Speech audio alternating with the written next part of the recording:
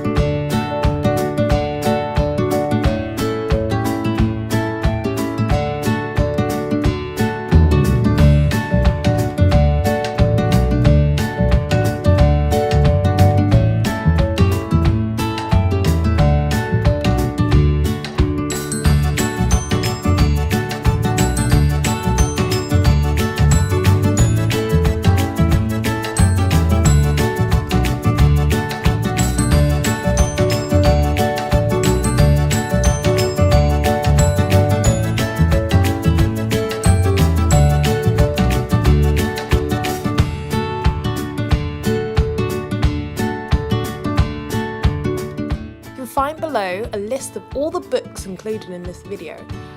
This is not a sponsor, this is just me just sharing with everybody what I use to help me with my work. So I hope this can help you with yours.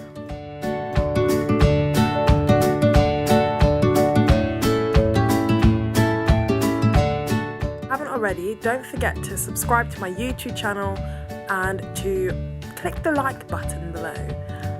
I look forward to reading your comments and thank you for watching. Bye!